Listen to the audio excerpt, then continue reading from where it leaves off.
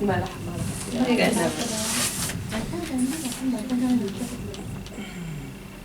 Can you hear me?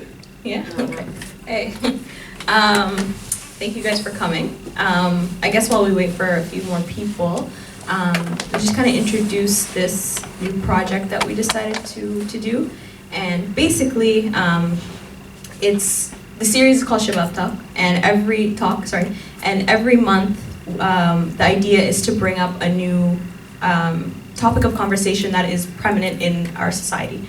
And so, whatever it is, if people want to talk about a certain thing that's in just trending on Twitter, if there's something that we see that we think is kind of boiling in our blood or whatever it is, each month is a different topic that we can all come together to decide on. So this month, subhanAllah, we had a whole nother topic planned. Sure. We had a whole nother, we were going to go with a whole different route. But then afterwards we saw, this was in the beginning of the whole revolution that was starting and everything. Snowballing, yeah. Yeah, and that was at that point, it was snowballing. And so then we were like, okay, no, we'll put that topic on hold and we'll go with this one, because this one I feel like is hitting people from around the world, and this time I feel like Shabab are playing a much bigger role than all the other ones. So we decided to just kind of have a Shabab talk. It's very informal, like it's nothing to, it's free admission, there's coffee, there's whatever, like it's nothing to profit off of. This is nothing to do anything for. It's just to bring in Nas Ma'abad and just to talk about things that we all want to talk about. And yeah, so this topic, I think this topic, the age of revolution in Sudan, is one that is, I think, really important to all of us, because we all love Sudan. I'm sure we do, especially this one, seeing how he just came back. Maybe he can share his stories by then. But yeah, again, as we wait for people, I don't know, maybe we can just do a very informal kind of, I don't know, do you guys want to introduce yourselves, or do you guys want to share stories, or whatever you want to do. I know there's more people coming, it's just obviously Sudani timing. But until then, I don't know, whatever you guys want to do, if you guys want to start right ahead. I feel bad for the people that actually do come on time, so I want to give you guys the floor and the opportunity to tell me what you guys want, and we can go from there. But, hello? Yeah, mic check, why not? What's up, guys? I'm Husham, I'm from Welland. This is my first time being in the Shabab Talk here. Welcome. With everybody. Thank you. And yeah, I thought I would come because, it's a very important topic, I think, and not a lot of people are talking about it. So, when Mahideen gave me the call and told me people are going to get together and discuss, I thought so. And I haven't seen my man Ahmed here in like 10 years, so that was a good chance. So, yeah, glad to be here. Thank you. Nice. Okay, so, my name is Ahmed. I recently just came from Sudan yesterday. I don't know what to tell you guys, to be honest. welcome back. Thank you.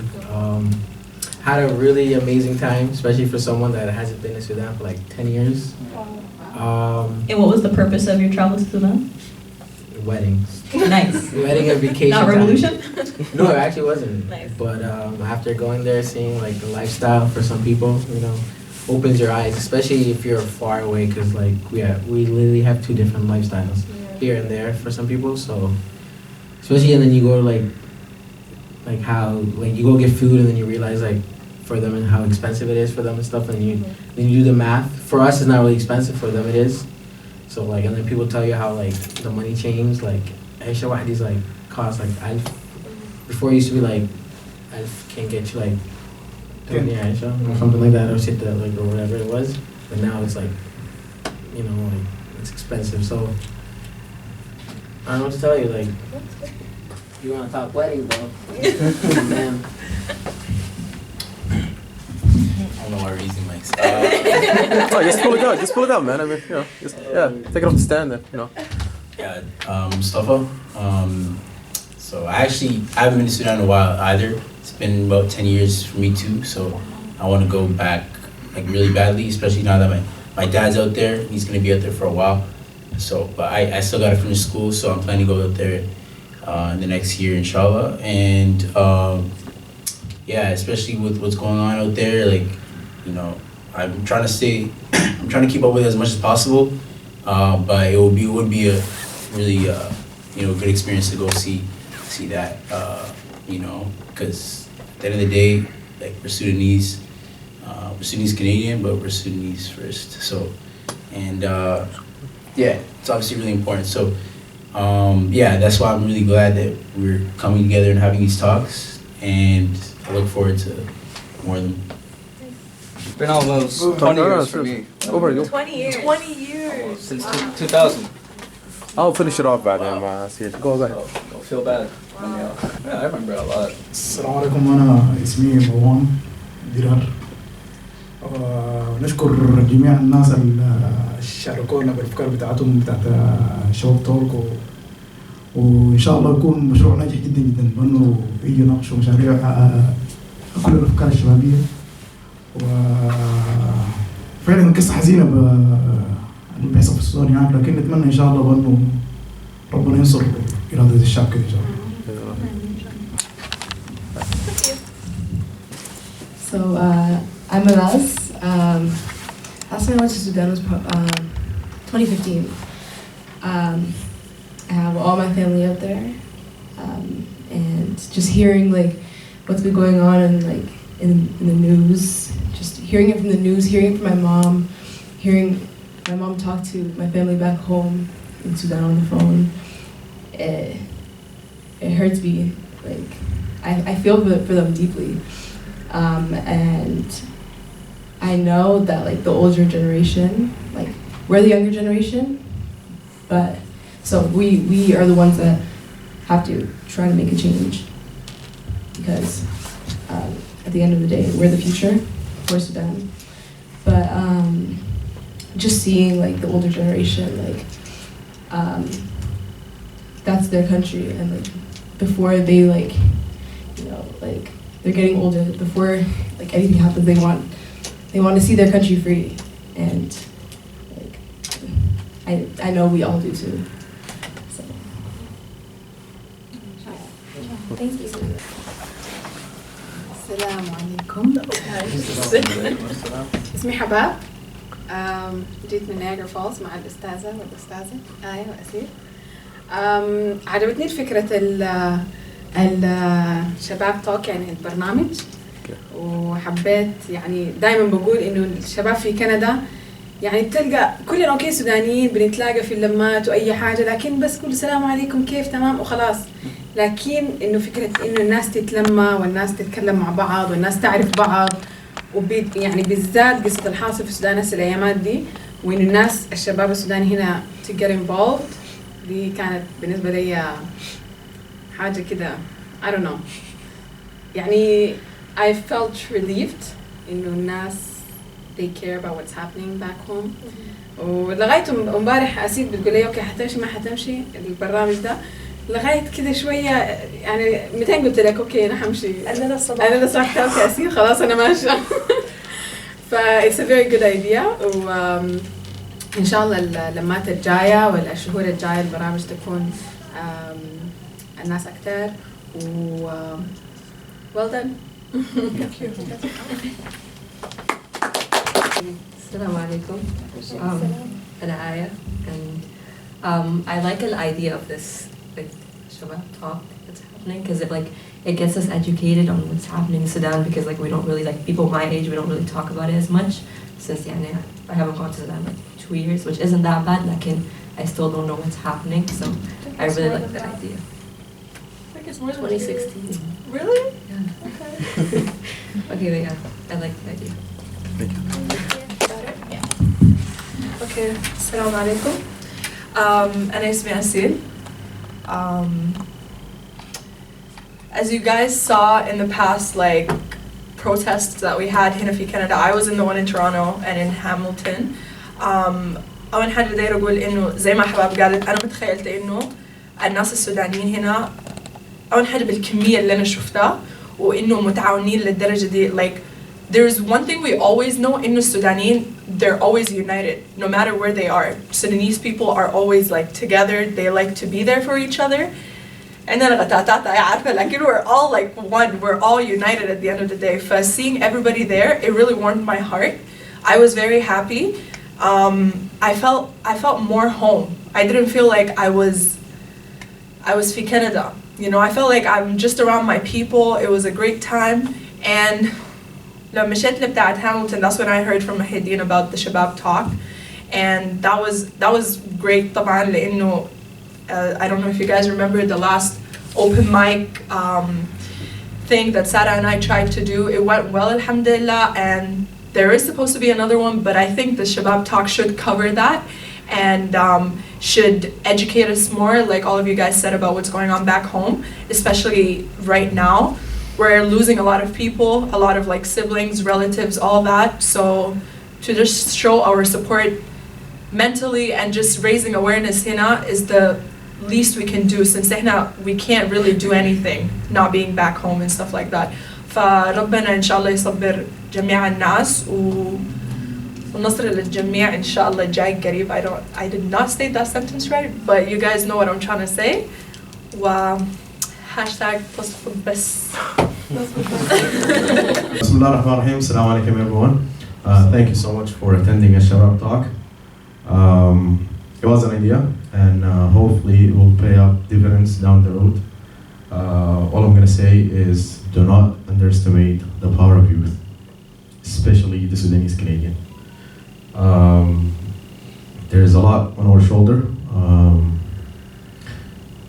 One thing I'm going to emphasize is, as Asil said, I mean, we're Sudanese, we stay connected in different ways. But when it comes to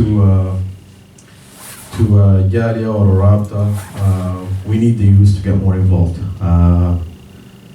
The older generation, it's older for a reason, and they're aging. It's up to us. We are no longer a new community in Canada. We've been here for 20 plus years, I guess. So it's up to us to start producing leaders to speak on our behalf. And for that reason, became the idea of Shabab Talk. This is the first one, inshallah. So far we have, I'm gonna say 9 of us here. Hopefully down the road, we're gonna have 1,000, it'll be documented, and inshallah it will become a wish. So we truly encourage all the youth to come out, stay active, stay engaged. You never know. Word of mouth could encourage someone, could turn someone's future, could just inspire someone. We have a lot of stories to share, so please stay connected, help a brother out, and as the African old saying says, it takes a whole village to raise a child. So we truly need your help. We have a lot of young youth or kids growing up here that's they need our mentor, and that's where we come in. So please give a hand, and united to stand for sure. Assalamu alaikum. All the best to you. In one word, I kind of want to ask everyone, in one word, if you could explain to me what this whole revolution means to you in just one word. Like, are you happy? Are you scared? Are you excited? If you could feeling? Yeah, just like a feeling or anything that the first thing that comes to your mind when I say the current Sudanese revolution. Like, what's the first word that comes to your mind? Like, we can just go through. Mixed emotions, but I'd say I'm mostly proud that people finally got out, Mm-hmm. Yeah, proud. Nervous? Nervous. Mm-hmm. Mine's freedom, to be honest. I'd say, I'd say proud. Proud, yeah. Yeah. Freedom. Freedom. I would say it's overdue. Overdue. We're just not. Okay. How about? Freedom. Okay. Yeah, I was gonna say the same. Freedom, yeah. I was thinking about overdue for sure. Overdue, yeah. It's definitely time for a new phase, new structure. Yeah, I'm definitely on the side of nervous. Yeah. My whole spectrum is I'm so excited. This is overdue. I'm proud, but at the same time, we've seen time and time again of what this could be and the potential catastrophe that can happen. Inshallah, never even gets to that. We saw it before, right? What was it, 2013? Yeah, similar to it's this? not as big. It never got to this It's not as magnitude. big, yeah. It never reached this magnitude. And no, continue. Sorry, what were you saying? Like, I mean, we saw it like 2013, right, or something like that. But like, it ended quick time. Yeah. Right. For this, like, is it gonna end differently, or is it gonna be the same as current That's all the time. Like every single I feel time. like from both ends, like Ashab wal Hukuma, they're both like saying it's not gonna end. Ashab is like, we're not gonna stop till we get what we want and what we deserve. And Hukuma is like, we're not gonna stop till everybody's dead or until everybody stops. That like we're just gonna keep retaliating. That's it.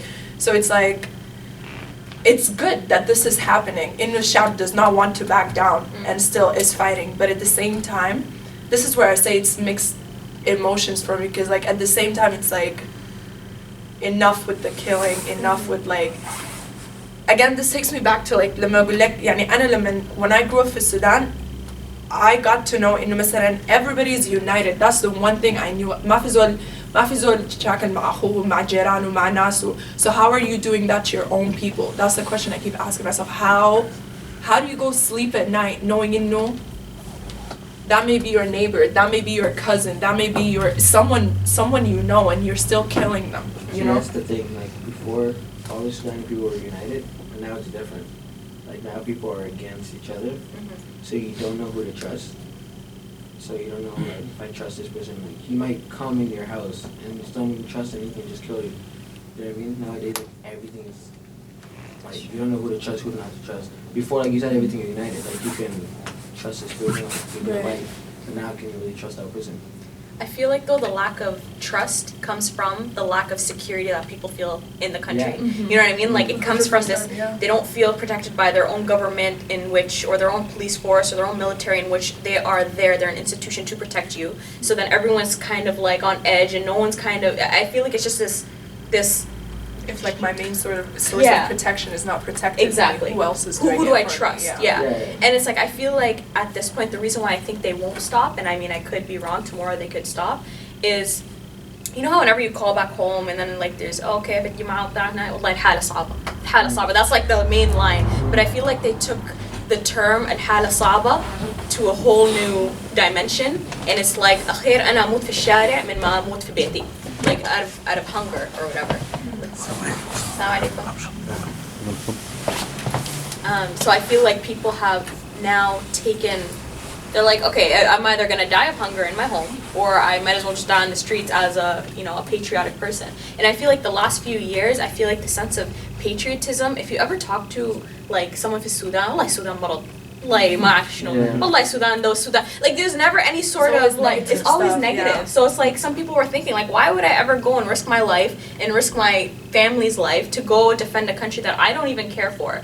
But that, there's hope. And unfortunately when you talk to then our parents' generation, the sense of patriotism that they have within them, it's amazing. It's so beautiful to see. And then you see just generations of just a country crumbling to people have like fagadu every sort of patriotic bone in their body, I guess. So that's what's sad about it. But I feel like people have reached a point where it's like al-hala saba is an understatement. Like it's not al-hala saba, it's like al-hala is like impossible. And my biggest issue with this whole thing is in the beginning when it was the media of them saying, oh, the prices of bread went up and people are revolting. And I'm like it's not the bread, it's the principle. It's the principle of the cost of living inflating so high that people, there's not a middle class anymore, right? For someone who's, I'm very interested in economics, so it's like it's just simple, you know, I feel like the simple media formulas to know. Was like picking and choosing what to focus on. Because if you see, I'm pretty sure the majority of us are active on like Facebook and Twitter. You see what's going on, the hashtags, right? They're trending and all that. There's a lot of footage, enough for like news outlets to know that this is what's going on. Yet, but that's one of the reasons they cancel like all this stuff. Like if you don't have VPN or something, you but like what I'm saying is that like when that I don't remember what channel it was, when they started talking about how it's just the bread and the gas. By that point, there was already footage out there of what's going on back home. Yani, it's enough for you to cover, saying this is what's going on in Sudan. Yet, like I said, people are picking and choosing. This is what we're gonna focus on. لأنه you will end up like touching political territories. If you say this or that, this is what's gonna happen. So people were scared, but like you know, like people got to a point like they were there. Yeah. Like they actually don't. I was telling this guy, like, this person was saying, like, how, like, he would go outside with protests, and then, like, a couple though, like, and then it took him, like, the goal, like, he'll go back in the house, like, you know what I mean? And then he'll go out again. Yeah. He's like, he's like, yeah, it's like, he's like, there's I want to die, or, Yeah. you know, this is it, like, that's it. Yeah. It's like, just hearing, like, seeing that, it's like really, like, you just, you're putting your life in danger, like, he's like, you can do whatever you want to me, like, you can kill me, come down to, like, just kill me then. That's I'm not true. gonna stop. That's very true. Assalamu alaikum to the people Alaikum that's assalam. watching. How are you guys? Welcome, Thank you for everyone. joining us. Beautiful. Yeah, we're just kind of sharing our reflections, just kind of basic reflections as to what we feel is what's happening to Sudan and stuff. Kind of everyone's just sharing a word or two as to what they feel. Are they feeling scared or nervous? The general consensus is people are feeling that this is an opportunity for freedom, whereas some people are feeling, including myself, are feeling nervous. So yeah, welcome to the talk. Assalamu alaikum. Ahmed Mubarak, Muhammad Fadl. Resident of Hamilton for the last 5-6 years. Wanted to, yeah. Hi. Welcome, thank you for joining us. Ahmed, mashallah, you're a trademark. So. You're a brand name. You don't need an intro, but we're still gonna force you Man, to. stop this. You're just hyping me up. Hi, everybody. My name is Samir. I think I know most of you guys. You know, thanks for having me. I don't know what to say. But yeah, I'm glad that this is happening, and you know, hopefully we can make something happen here and make our voices be heard. You know. Make a difference, inshallah. Does anyone have like a close person or something that like has been affected, or you don't have to go too personal though, I don't want, you know, you don't have to share anything that you're not comfortable with, but you know, what are your guys' general, Assalamu alaikum. What is your guys' like general, like when you guys talk to your friends or your family back home, what is the general consensus? Like, I have some family that I speak to, they're like, "Ma jami khabar." Like they're not even, they don't even care. They're like, whatever. I'm comfortable in my next position. I'm not gonna put that. I'm not gonna jeopardize that. In which I understand their point of view, because again, like we were talking about, this lack of security, people just need to feed their families, right? And so sometimes, you know, you put that first, and I totally get that. And then on the other side, some people I have, you know, friends and family that are so indulged in this. So, you know, you get this spectrum of two different. Yeah. So yeah, I just want everyone to share, like, just free, open mic. Those people that you talk about that just need to feed their families. Yeah. You mean it's like you're trying to say that as a means of justifying their the lack of passive? Yeah, and then when I think about it, I'm like, that's not very sustainable. Because like they can do this for another month or two, and then their job is going to get lost. Because inevitably the economy is going to crumble, and everyone's going to lose their job. Then you're going to be put in the same position. Like, they are obviously affected as well. Of course. But even if they weren't, I mean, like, yeah, the way that we aren't, you know, our lives aren't really affected.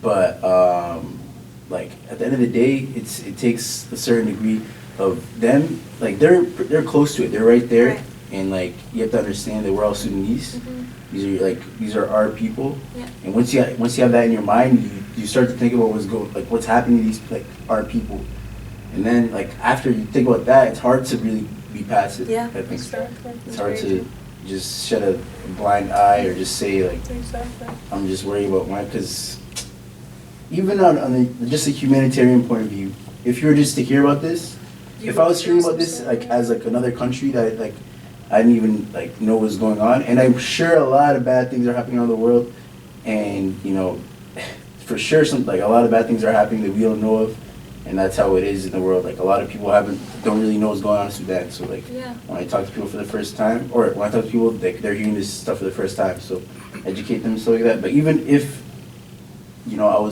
I hear about this from a different country, I would be really concerned. I would be really like, why is this happening? Like.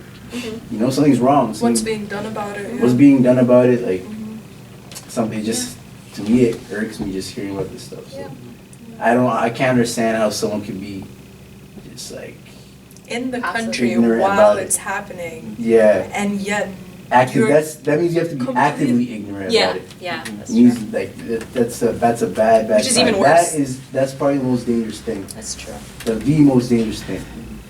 I was telling Sarah before this like started and whatnot, just like a side conversation about how like I saw this like you said, like a spectrum where it's like there are people in weddings, ozone, this restaurant, that restaurant, and then on the other end, some people that I know, some of my friends, relatives that are being shot, they're injured, something is going on, right? And I couldn't fully express how I felt about it, but I just knew that there was anger building up. Like, how do I know you and you're not out there supporting your people, or at least like just sharing, talking about this, raising awareness? And then how are all these other people that I know, you know, out there, you know? Yeah.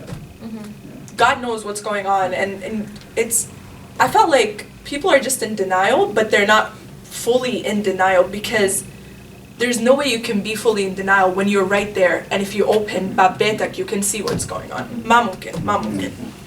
I think it's hard for people to, you know, put themselves in their shoes too. Because like when I tell my friends that, like, you know, aren't from Sudan or something like that, and I tell them like what's going on, and they say like, you know, what's happening in Sudan? I'll say, well, the cost of living, you know, is like getting out of control and stuff, and they'll say like, oh, like that's it, you know, just like inflation, you know, and stuff. But like when you actually think about it, like, what did you say a water bottle costs, you know, when you're there?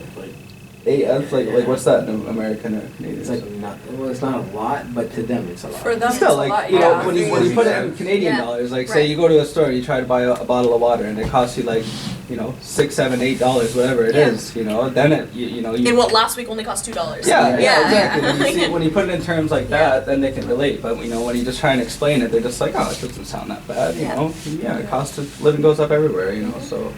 والمشكله الثانيه ده برضه رواتب الناس يعني السلري لانه حسب معظم الخريجين بيكونوا الراتب بتاعتهم من 1500 ل 2000 دي لو حولت للدولار بتكون حوالي $30 ل $40 لو مساكين that's لو مساكين ركشة ولا أمجاد or something. That's not low.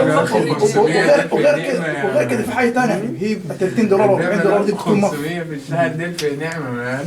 لا يعني غير كده هي 500 we graduated in 2013 we're making like 600. لا وغير كده بقى شنو $40 و $50 دي ما فيش عرفتها ما في كاش فالناس لازم يطلعوا يعني في النهايه يعني لأنه هنا تمشي تقول لزول أنا يا أخي هناك رواتبنا المينيموم ويج من تبدأ من $40 أو $50 بشوف حاجة غريبة يعني. Like inflation destroys countries. Yeah. It really does. The thing is, you know, what's so sad is like when you go by and then you see like the ATM lines. I've never seen that in my life. The ATM, like people wait for money. Like there's a line, there's like no money. People knew like, you know, after an hour and a half, like they're gonna come put money in the ATM. So the line is like. نفس صفة البنزين لما كان صفة العيش. You know what I mean? I was like, you know, you it's guys are crazy away to from think money. about too. Imagine into like your number 80 or like 100 something on and the you might not line. have money. Yeah, you just. And you're like there and. عشان تجي لما يجي دورك يقول لك there isn't money or there isn't عيش والله ولا we ran out of like بنزين طرمبة. I actually like realized, I didn't know, but like, there's a, you know, like here you can go to the bank and you can take like whatever money you want. There, I think there's a limit. There's a limit. There's a limit. For you to take out your own money. Yeah, that's the what I'm crazy saying. thing I was about like, it is that even your murattab, they're There's a messing limit with to it, stuff yeah. like, so you go and work, you know, excuse my language, work your ass off for however long. And we all know the difference between, you know, the way they work over there and the way we work over here. So these guys might work ridiculous amount of time. All so that when they go and get their murattab, they're being denied their pay that they work for. Like, that's crazy to me. It's no wonder they're rioting. Like, I would be rioting too if that was happening. وفي المشكلة الثانية برضه بتاعت الأدوية يعني تحس في أدوية كثيرة هناك منقذ الحياة تكون ما فيش وغير كده لما تمشي لهم تقول لهم يا أخي عاوز الدواء الفلاني يقول لك المملكة بيقول لك كاش وغير العلاج في المستشفيات برضه في ناس كتار بيقول لك يا أخي العملية ب20 مليون وأنت المفروض تصرف من البنك 5 مليون بس كل يوم في النهاية مريضك في المستشفى ده حيموت يعني. The thing with the cash thing is actually funny because now people are like, it turned into like, yo, if you have cash, it's like, بحول لك التليفون, like, you know what I mean, or like keep the cash or whatever, like, you know, With the receipt, you can go yeah, like, you know what I mean, like. That's actually crazy, but that's the most place, like, if you want to like think a lot, but you can't, you don't have like places, like you go to like the pharmacy because they have the cash. Mm. You know, they, a lot of times like but like they will they'll take ينزلوا لك $1, you know, so they can make a value. Mm-hmm. You know, just how they get telephone here the money, you know, like it's just really it's sad.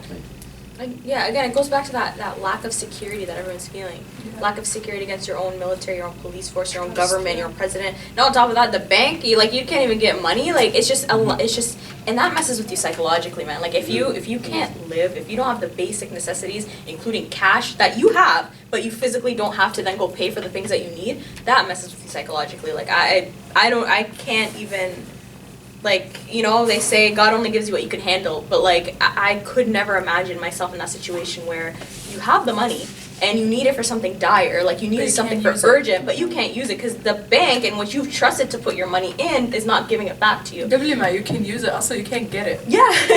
You can't put your hands around your own money. So not only is there not only there's inflation and there's a lack of money given to a Shabab, there's a lack of money literally given. So it's just this cycle of just destruction, and I think that's why I feel like people aren't going to stop, because they have absolutely nothing to lose. They have nothing to lose. And then they just got to a point they're like, yo, like, we're fed up. Yeah, like, yeah. You know what I mean? There's no point, like you said, like, that's it. You know what I mean? Like, we're gonna go out there. Like, I followed the rules to feed my family, and now you're telling me I can't feed my family. Yeah. Like, it gets to a point, like, if I'm leaving my house, just even if standing in front of my house is not safe, you know what I mean? Like, I can't, if I'm standing in front of my house, it's not safe, like, where is it going to be safe for me? Yeah. There's people like that, they go in their house and they grab them. Like, I'm in your own, like, they're in their own house, and they go in your own house. Like, they have, you know what I mean? Like, they go in their house and grab you, like, whatever, you're talking the other day, like, we're grabbing you today, and that's it. You're going to go get that, you're going to get beat up or whatever for no reason. You know what I mean? For speaking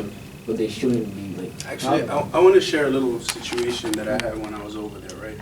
Mind you, this might not be totally, you know, I guess what this has to do with, but I mean, just, you know, I'm just going to keep myself out of the camera. So me, my cousin, and my brother were walking.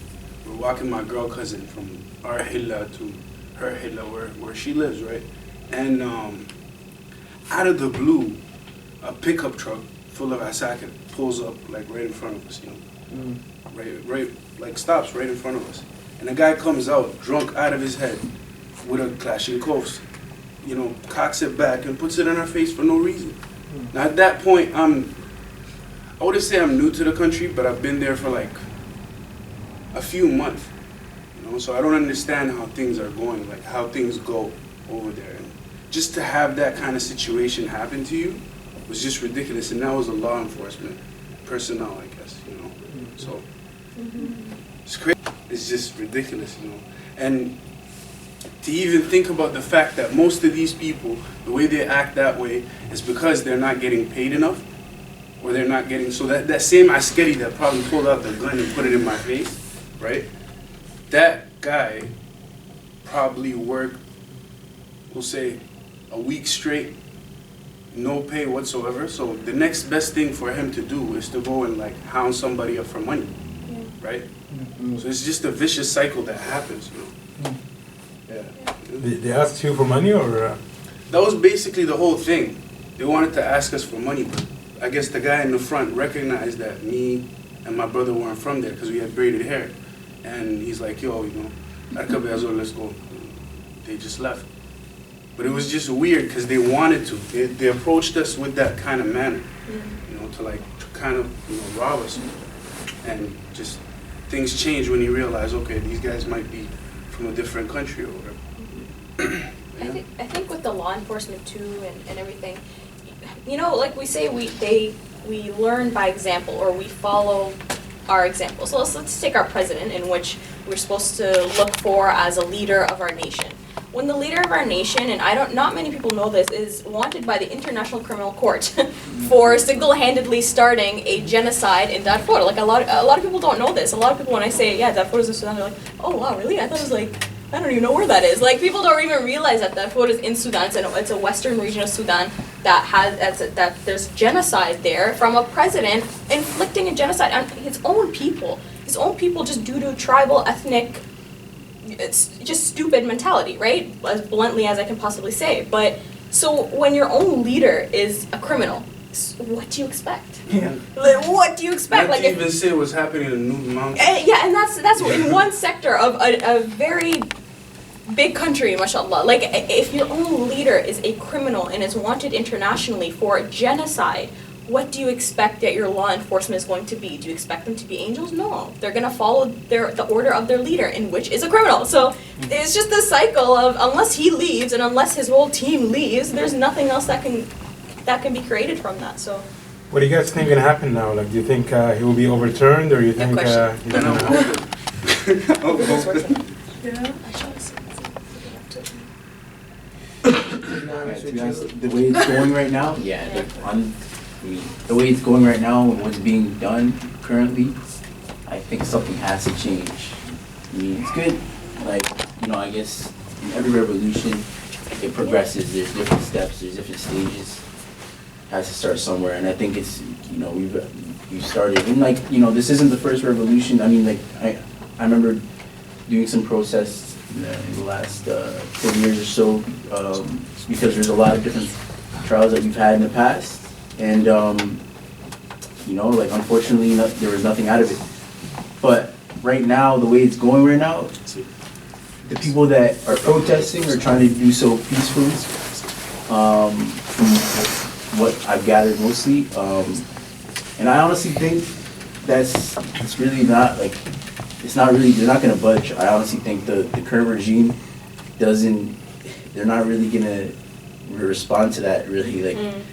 The way it's going, I think they're just going to keep killing innocent people, and unless something different happens, unless they get some sort of support from somewhere, it's difficult. It's a difficult question because they don't abide by certain rules. Right.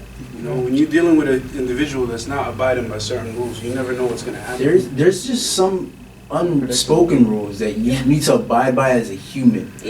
Like putting your hands on women, children, and which happens on a daily basis over there, on a daily basis. And these people, that's what I'm saying. Whipped on the street and whatnot for no reason. So when they don't even abide by any of those rules, you can tell that anything like a peaceful protest, right? I think that they won't do anything. So I don't know. So do you think it's only gonna be successful if international intervention takes place? Yeah, that's exactly. That's it, right? That's what I said. Or I was only international. What's happening right now? I think that they don't get no help from outside. Not because inside the country you can do. I think the youth is strong enough to.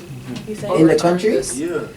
People outside, Sudanese youth outside, Sudanese youth in Sudan, I think they're able to overturn this. But overturn it how? I think so too. I'm telling you, something needs to be involved. Another country needs to get involved. No, for sure. No, we need another countries involved. That's for sure. But what I'm saying is that shouldn't be we shouldn't just be depending on them, right? We can do something. We can make a difference. Those kids that are dying, they're making a difference. Yeah, it's more blood that's being spilled, but they're still making a difference. They're making a change. So it's I feel like it can be done, but how is the question? هو دائما بتكون الثورات مثلا الثورات السابقه اللي حصلت يعني زي اكتوبر او اللي قبليه كانت على عبود، فكانت الجيش دائما الشعب بيطلع بعد كده الجيش بيتدخل. فلحد الحين هم عملوا الشرار الاولى هو السبارك الاولى بانه الشباب مرقع، فهم الحين مطالبين بانه الجيش يدخل يعني بانه هو يوقف الحكومه دي ويعمل حكومه انتقاليه. فنتمنى الحاجه ده يعني بانه الجيش يتدخل ويعمل حكومه انتقاليه. Like when he went to Dhaka? Yeah. So they had during the beginning that when this was happening, أبوي زمان كان في الجيش, and this was before al-bashir's time. So what they did was, this was a couple weeks ago. They were from Medani, so they got all the ex-generals, police officers كده in a meeting, almost like just a general meeting to be like, يا جماعة نحنا, especially this deal of military men haven't really been old enough and cognitive enough to understand the coups that have happened before. In the military coups, and there have been 2 or 3 that have happened? I forget. 2 or 3 that have happened before. So our father's generation, they got together all the the older generals and stuff together to kind of be like, Jama'ah, like we don't know. Like we don't know what will happen. You guys have the experience and you guys were part of several coups, or at least if not were part of, you were aware and old enough to understand what happened. So we just need your guys' input. I was just telling Yassine, I was so scared. I was like, khalas, they're gonna bring a Jama'ah Day together and then they're just gonna do something. And Yom Dak, I didn't sleep, I didn't eat, I was so terrified because I just had a feeling something was gonna happen. They're just trying to bring them together and they're just gonna do something. But alhamdulillah, after I talked, I like كلمت مع أبوي with them, like what was it? It's like, no, they just generally were unaware. They were unaware of the process. They're like, what happens if the government is overthrown? What do we do? Where do we start? So it was just like kind of like just a general assembly, which was nice to see. I have a really good question for everybody here. Do you guys think that Sudan can operate without a government? Because that's a hard question to answer. No. I mean, without a government, like no government whatsoever. I mean, like a break. No. Do you guys think that we can? Just like Somal? It can. I don't know, man. Like anarchy? Like you mean complete anarchy? Well, that's the thing. There's a big misconception that whenever there's no government, that there's anarchy. That's true. Right? I mean, our ancestors for the longest time have survived without no form of government, no form of, like they have the laws that they have, you know, they have their elders and everything that they talk to. Yeah. And they can find in, but they did still have leadership. They still did have leadership, right? And they still respect. If not, they weren't necessarily in an uncivil way. They still respected that leadership, even if it was the elders, right? No doubt. Unfortunately, but their leadership was wise. Yeah. The people they were actually wise. They weren't about conquering. Yeah, that's true. Right? And we fall into these issues when we have leaders that want to conquer stuff. That want to, they just have greedy intentions. For you to become a leader, you have to care about your people. And clearly this person is not caring about his people, So. You from that, like, I'll ask you a question, like, the same thing. Do you believe that Sudan needs another dictatorship? Definitely. But wait. Can you say that again? Like what? Do you, like, another president that's dictator? Like, we already have a dictator right now. But do you believe for Sudan to succeed to be, like, a good country, another dictator? Because I'll tell you what I think. I think we need it. Like I was telling these guys earlier, I think we need a dictator, but like the right dictator. Why though? We need a dictator. See, I'll give you an example. Like I was telling you, like Malaysia. Malaysia had a dictator that made their country one of the most beautiful countries. Like he got people working for in the country to fix the country. Like if al-Bashir was doing that, at least he's killing the people. He's not like he's helping the people. He's not helping. See, like there's certain dictators, different dictators, what they do in the country. Like, there's bad dictators, there's good dictators. Like, I would want a dictator that will come in the country and fix the country, make it a proper country, make people, like, he gets people jobs, you know what I mean? Like, everything. Like, this guy, I don't think he cares. No, but I think the whole idea of dictatorship is that what this person says goes. But that's what I'm saying. Regardless of what anybody says. When you have a situation like that, that's Nazi Germany right there. Like, but I'm saying, like, for me... Why don't you look at Japan? Why don't you look at Japan, right? What happened after they got hit by the nuclear bomb? Or what happened in Nagasaki, right? They shut everything down. They shut their borders down. They focused on their infrastructure. They focused on their economy. Right now, they're leading in technology, right? I mean, why can't we do that? Regardless of whether we have a government or not, why do we need to get food from outside of the country? Why do we need to get stuff from other countries? It's more easy. What more easy can why are we looking for the easiest? I personally, I come from the Balad. I come from Sufab, right? Sufab is a farm area. We're farmers, right? We have the most amazing land over there, right? You can grow almost damn near anything. Why aren't we using that? الحكومة دائما بتشوف الحياة السهلة، عرفتها؟ عارف الزراعة بتاخد فترة طويلة وبعض المرات تكون عاوزة بحوث علمية وعاوزة سماد وعاوزة دعم من الحكومة. That's the issue. They're not. They need to invest in stuff like that. I mean, they don't have the time for that, man. Brother, I have a land back home that I wanted to open as a food bank. Use whatever comes out of there as a food bank. Same thing as over here. They said no. Yeah. They said no, it's my own land. My uncle, Amu Yahya, not too long ago, was working on a situation where he was trying to bring books from here to send them back there to open up a free library. They said no. They're not thinking about nothing but themselves. Yeah, that's the main. Sorry. Go ahead.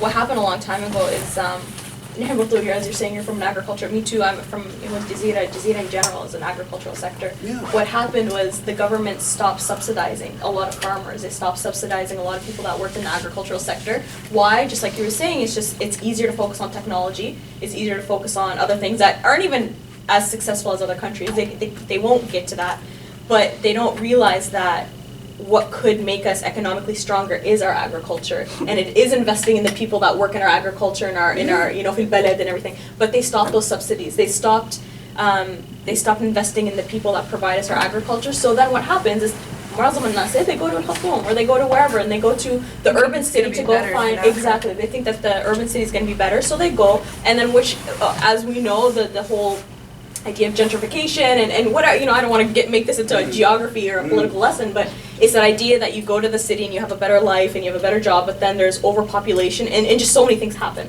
So a lot of the people from these agricultural sectors, due to the fact that they don't have support from their government, they go to Khartoum or Sudan or wherever they can find a wazifa. So these agricultural people are like, okay, well, I'm just going to screw agriculture because clearly it's not feeding me or my family, literally, and so I'm just going to go get a job. And it's so sad that we can still be one of the most abundant, we are the most abundant country in Africa, and I want to say the entire world. What happened? I want to ask everybody, what do you guys think happened?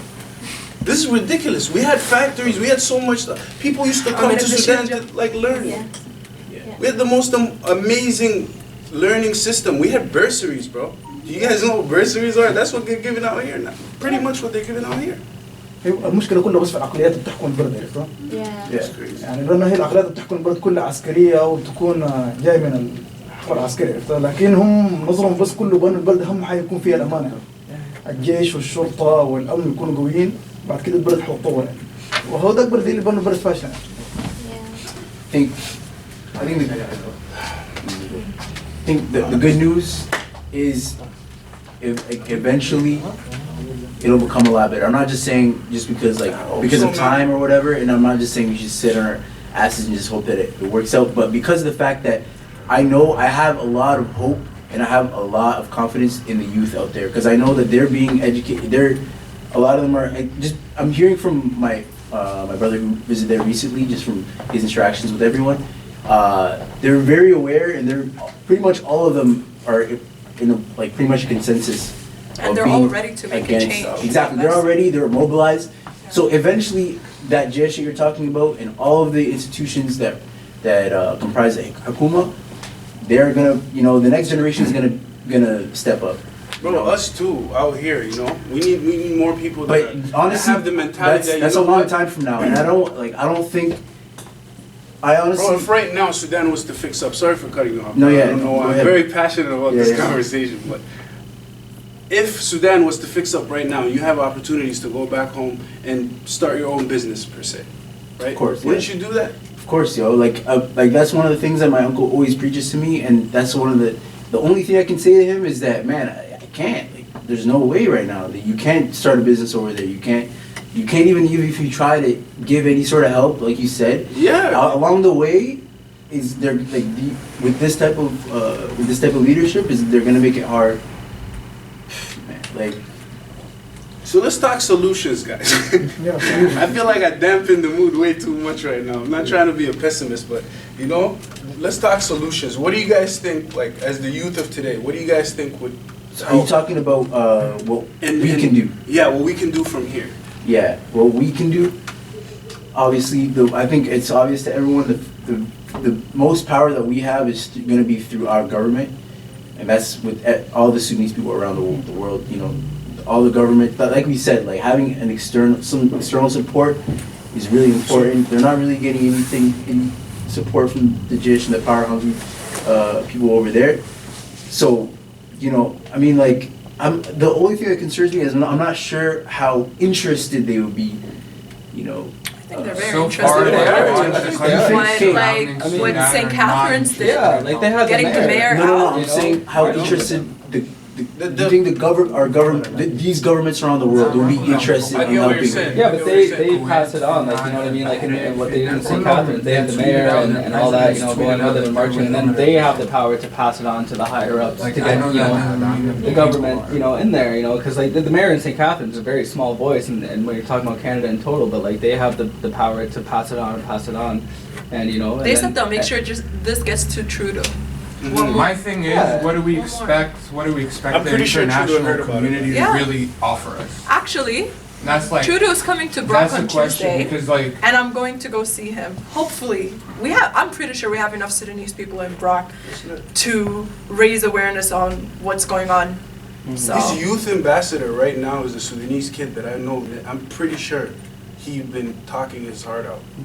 If he got into contact with him at any point in time, I'm positive that he said something about it. Yeah. That's why I say I'm pretty sure Trudeau knows that there's something going on in Sudan. It's just maybe he doesn't and he's know very the extent of woke. it. Yeah. He sees what's going on. So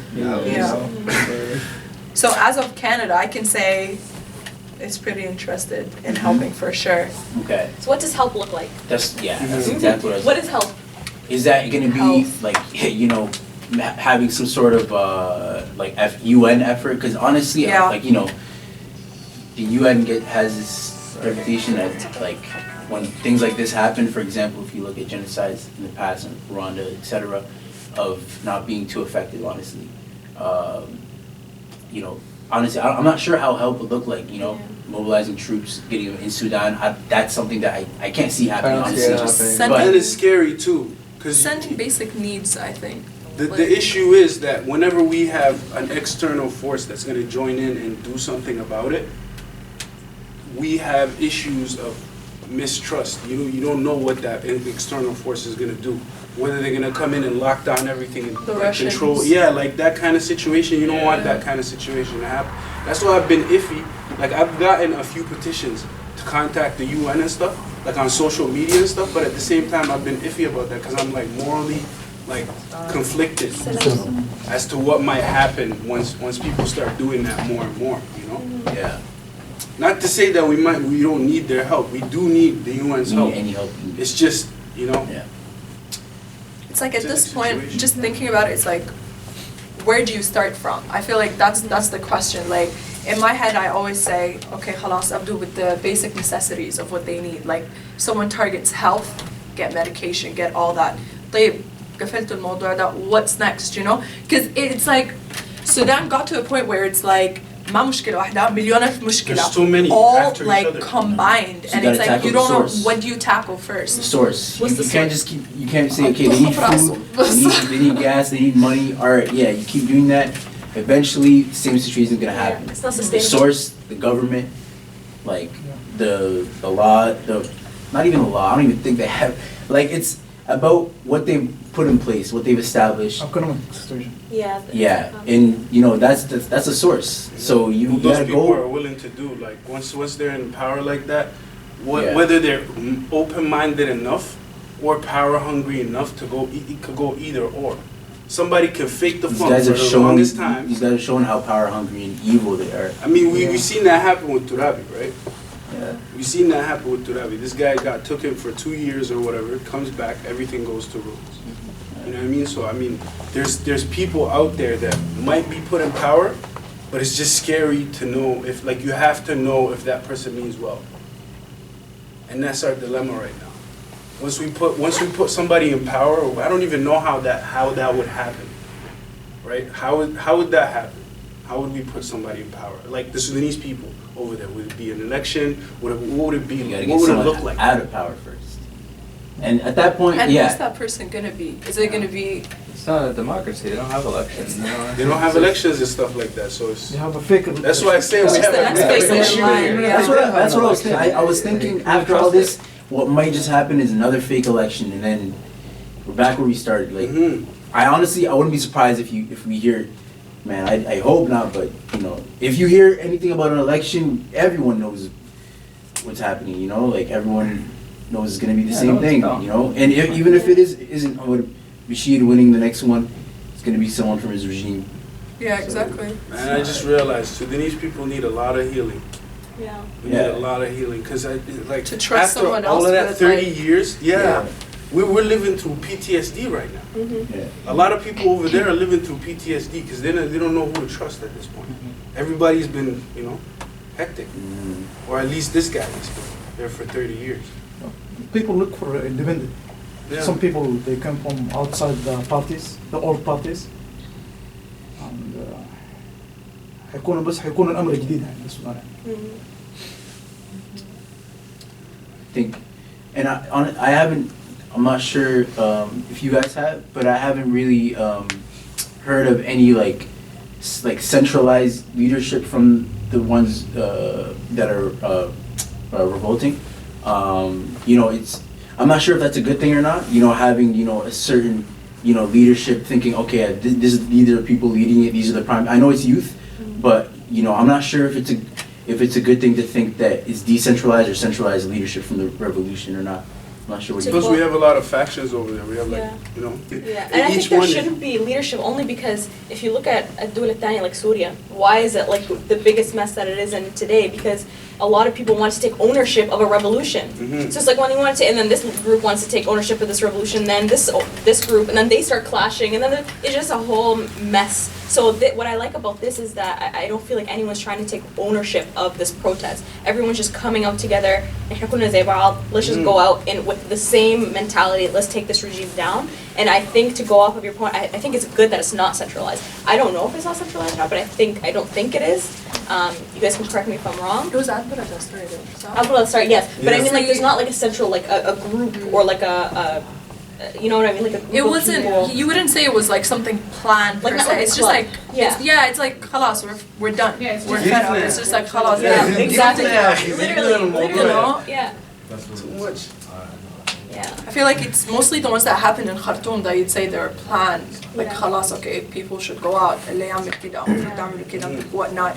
But like we were all surprised by what happened in Adbara. You just wake up one morning and you're like, Adbara is like out there doing its thing. My heart goes for those people, man. Like they stepped up like heavy. They really did. But then Durman came and it was like Yeah, actually that's amazing. Just to see like I felt proud. Like just to see everybody stand up like that just it gave me such a enormous feeling of proudness of my people.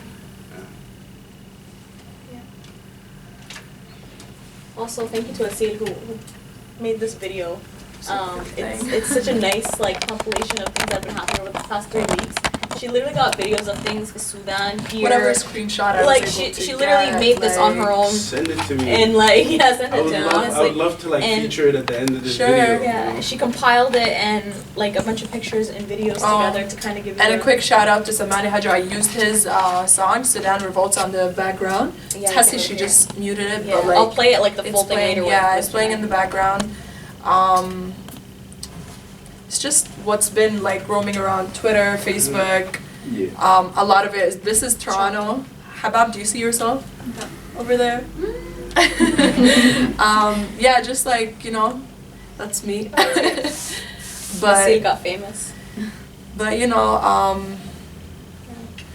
guys know any like good accounts on Twitter or any like good hashtags? media outlets to follow?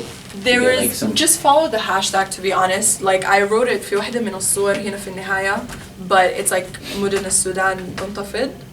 That's the one where people are posting the most. Sudan Revolts, I haven't been checking. Sudan Revolts. That one's been dead, Sudan Revolts? Yeah, that's been the source of most of my videos. Right.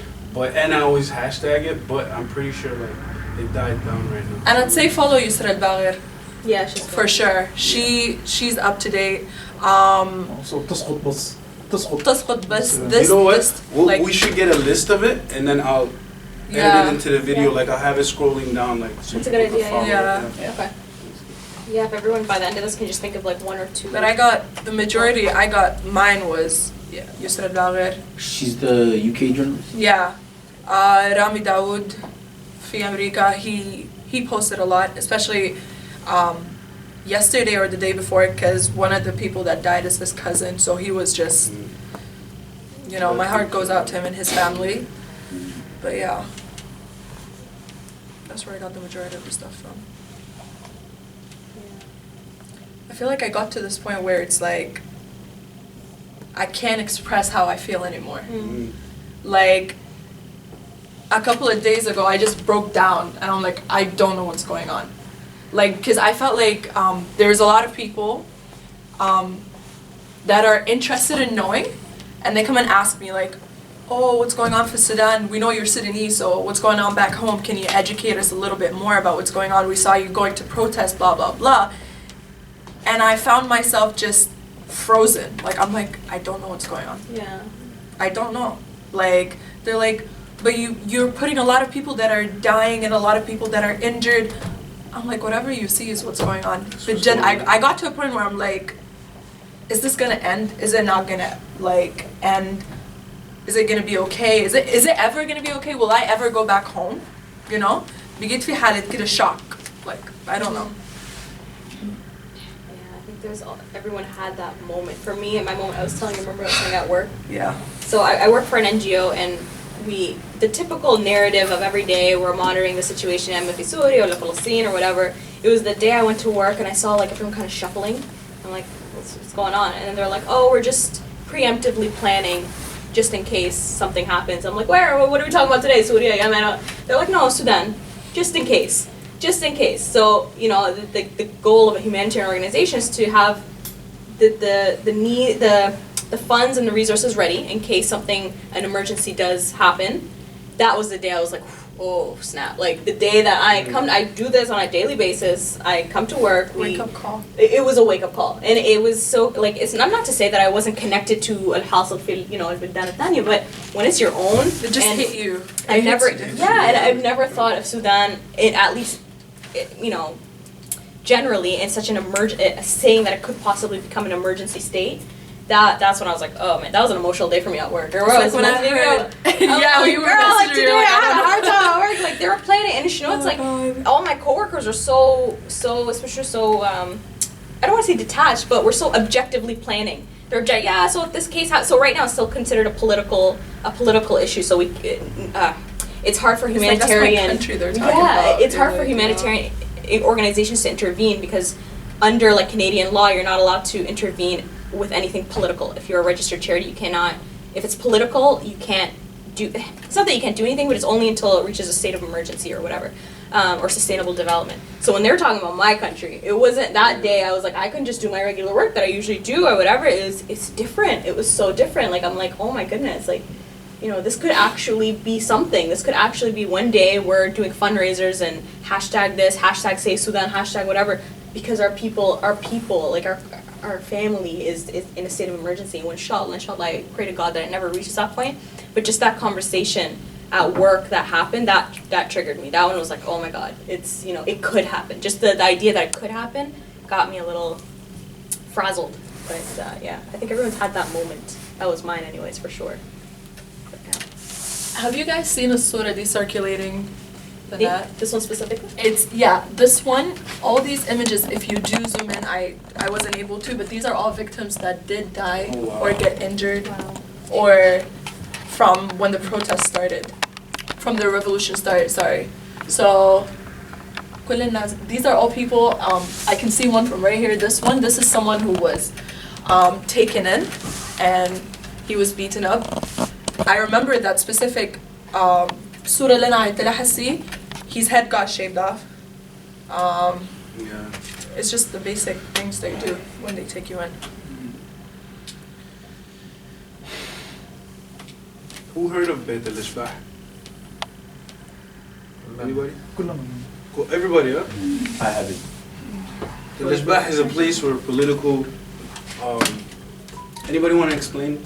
Basically, when I feel like it's gonna they sound take weird, you and torture you. Yeah. Somebody been there? I know. You know what? Yeah, so they just beat you up. Yeah, and basically they're pretty much like their I don't know, their usual torture method is to shave your head, beat you up, and Oh, that's you know, that's this is askeri. this askeri is the stuff. different one. Yeah, that's askeri. Oh, like shaving then I your don't head. know it. Then I Okay. don't know Bit al-Ishbah. When you get caught like doing something, anything wrong, you know, and you have long hair, that's like one of the main things that they'll do. Yeah, They'll shave your hair, you know, whether it's a political crime or it's not. That's just how the cop is feeling. But Beit al-Ishbah is more like, we're gonna take you there as a political prisoner. You're gonna be tortured, you know, and your family isn't gonna know anything about you. You know, it's like an off the grid type of. So like the people think you're missing. Yeah. But You'll be over getting there. tortured. Yeah. And mostly it's for people that speak out against the government. Yeah. Now I know what it is. I actually have a relative who was speaking against the government. And I don't remember the full story. And even if I did, I wouldn't go in details. But he left his house this one time and he never came back. And then stories were going around saying that they're sending his family, you know, kind of like threats. This is what we're doing to your son. You know, حاجات كده. But this is what 4 years ago. People are still looking. And I personally said to them, يا جماعة الزول ده is خلاص, he's dead. But they said no, there's still hope he's alive. You know, they're just torturing him somewhere. Maybe that's what it is. If this gets to any political person in power, all right, do your research. Do your research, you know, and you know, find the place. It's called Beit al-Ishbah. In translation, that is called the haunted house, right? Is it called the haunted house? The haunted ghost house or something like that. And that's a political place in Sudan that they're taking people and they're torturing them. So if anybody, whoever, you know, gets this. I guess it's all about education, right? It's about just the general situation that's happening. Like, there's so many people that are just so unaware of our own people, and then people that just don't even know about Sudan in general, and then they don't know the situation, they don't know the root of the situation. We start with education, I think, and we have to start with informing people, raising awareness, showing in Jama'ah Bahnak, and know we stand with you. You know, just because we're of the diaspora, you know, we're the generation in diaspora doesn't mean that we don't have a connection to you. That's and we the don't least have a we can connection. do. It really is the least we can do. So, you know. We also need to break the stigma that because we're out here, we don't care about them. Or خلاص يعني, you know, because a lot of people back home will be like, يا أخي, you know, you have your ticket back. مغترب. You know, أنت مغترب. You know what I mean? You don't have none. That's why you're saying these things, you know? Yeah. We can't say this because Immigrant, you know, you're not from here, you know? You don't have to worry about this. Well, at least you don't Someone in care. diaspora, basically. Pretty much. there's no real consequences to what you say. And there's more consequences to what we say. They always assume إنه إحنا we're just talking. We're not about action. We're not about this. We're not serious about it. So it's like, you know, when you raise awareness, you show them إنه خلاص يعني. في واحد سوداني اسمه بكري علي عمل له صفحة في الفيس ابرايزنج. الناس ممكن يعني يساعدوا فيها برضه لأنه بتبرع علي زول هو تم اعتقاله أو تم ضربه بالنار ولا حاجة كده ويحتاج لمعالجة وكده فبياخدوا قروش من هنا وبيعالجوه بيها. It was really good. I think that reached 80,000.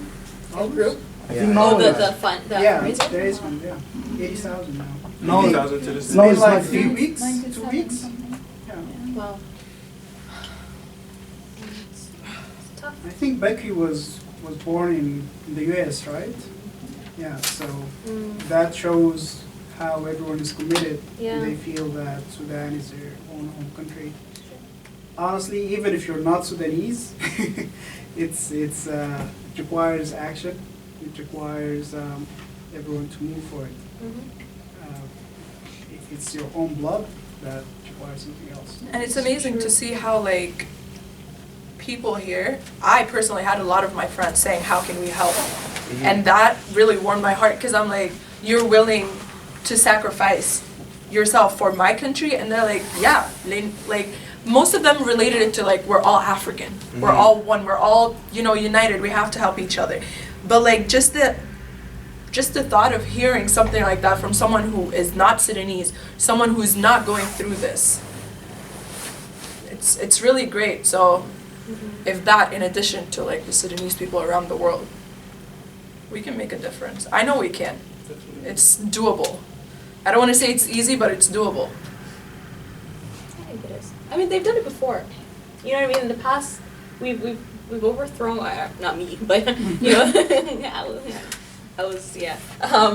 I wasn't in the picture, but you know, our people have done it before. Okay. I They've overthrown. don't think any of us were. No, I don't think any of you. Any of you guys? No. You know, our people have done it before, and I think they can do it again. Yes, it's a different era, and yes, there's different factors, but they've done it before. But then again, our parents' generations were much, mashallah, they were much more stronger. They were stronger. They were stronger. They were more patriotic. We're more equipped. That's another thing. We're more mentally equipped, I think. Yeah. I don't know. I mean, this whole idea of globalization, right? Like, we tune into social media. Social media is our weapon. That's what we're equipped with. We're equipped with social media. We can log in at any second to see what's happening and to speak our mind and to let them know, you know, to keep just the thought of sharing something, to get it to government, to get it to then on a higher platform. That itself is a weapon. It's a digital weapon in a sense, right? So. And it shows you like how strong they were back then, because nowadays it's hard to silence somebody. Yeah. You know, back then it was easy to silence. You didn't have social media. You had to go out there and. That's so true. You know. So I mean. A hashtag was a fist in the air. Yeah. Like, now we're just That was hashtagging things. yeah. Their hashtag was a person out on the street. Yeah. So shout out to the older generation. Yeah. It's very nice. They got rhythm and soul, man. Yeah, they do. Alright, so welcome back. Do you want to say your speech? We kind of close up with that? Yeah. Or how? Say it. I want you to say it. Okay, so Sayyid mashallah is very talented and she has spoken word that she wants to present. هي ما لها علاقة بالحاصل at all. But for now, I'll just say it's out of pressure. Your pressure. You give in. You want to stand up there? Aye, صحيح. Yeah. Stand up. I don't need the mic, do I? You do. I think Yeah, you do. You do. Yes. Just makes it more official. Why? Yeah. Why? Okay.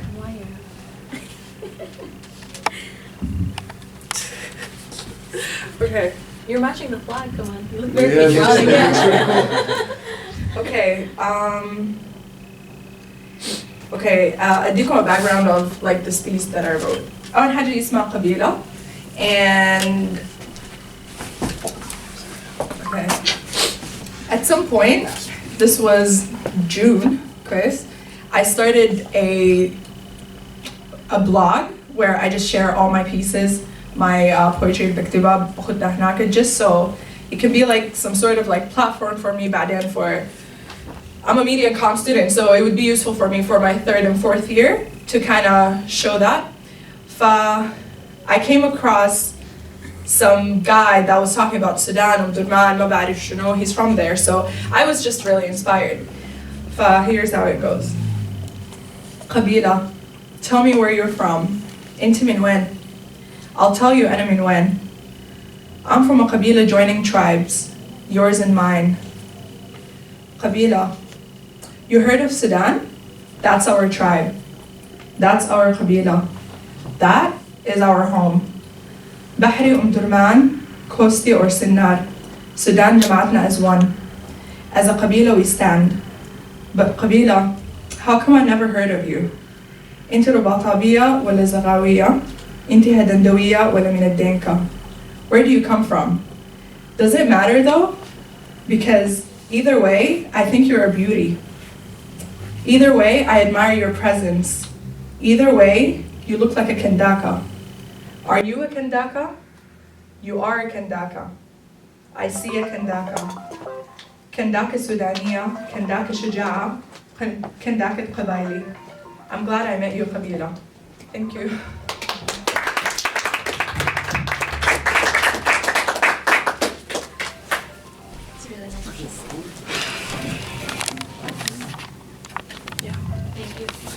Welcome. To go on that, it's like, I think it's beautiful how you're saying, you know, that's like, I think we've lived too long where everyone's so fragmented, and unfortunately that's something that this government has done and reinforced. Everyone's have a different Gabila, of a different background, whatever, and continues to fragment. So as long as we come together and, you know, we put our differences aside and we're all for one purpose, and that's just living properly. That's all it is. It's just you want to live properly, and you know, you want to see your future generations prosper in a country that once was prospering. That's exactly what I was trying to get across as well. It was a beautiful. Thank you. I think he has. Who's he? Bro, I'm not trying to put you out there. Like, don't put me on a Bro, come on, fam. fam. Yo, you see, Bro, this is let the me shit. work on my timing. Oh, come on, bro. You're good. Trust me. I guess since I'm on the spot. Yeah, man. Hello guys, again. صراحة كده like قبل ما أبدأ, like I'm honestly super shy, like talking in front of the mic. Yeah, me too. Like usually I'm better with like background music or like stuff like that going on, you know, to keep me going. But sure, request whatever background music. it's all good. There's no- I wrote this piece like a couple of days ago, and I'm gonna perform it as a spoken word, but it's gonna be a song eventually.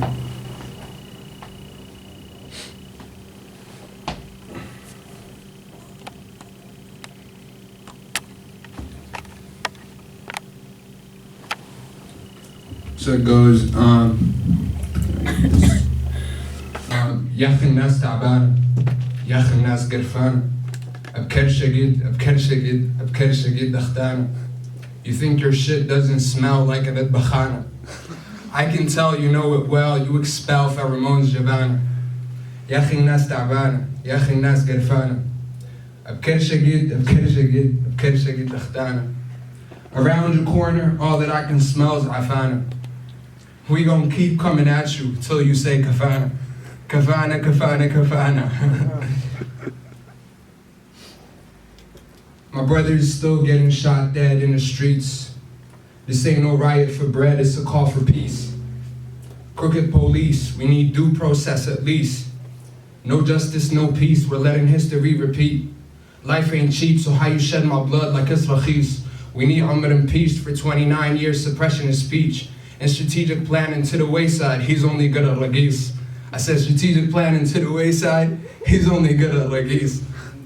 You can see it on TV, the media coverage isn't free. We got money for munitions, but no money for the weak. But my niggas had to kill or go hungry for the week. But my niggas have one meal and then go hungry for the week. You can see it on TV, the media coverage isn't free.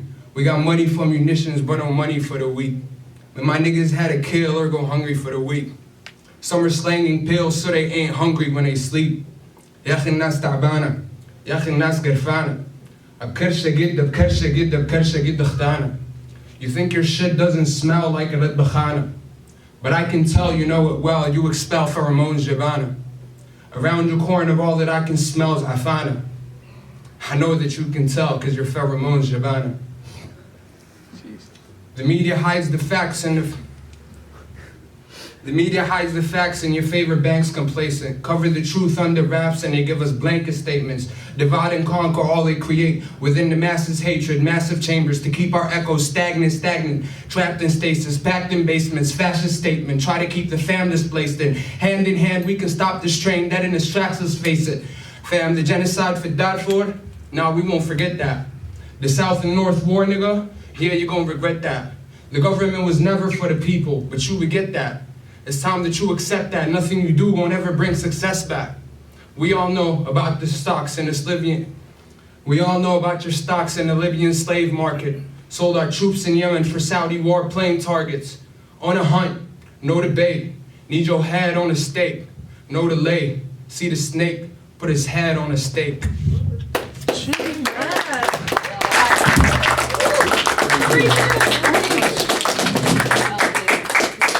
that was good. Damn, son. That was good. Damn, son. Holy. Memorize what was saying. Damn. Wow. Yeah. Man. I know. Yeah, that's nice. Oh my God.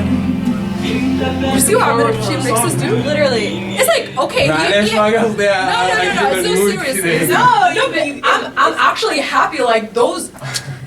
They're passion. Hard lyrics. Yeah. Hard lyrics. They're hard, you know? Yeah. It's like. Unapologetic. That's all I can say. Point. This guy went unapologetically Sudanese today. You know? Yeah, 249. Yo, you guys, it's actually funny. Every time I pass by, like, we have this classroom. For Jama, it's 249. Every time I pass by it, I'm like, gang, gang, gang.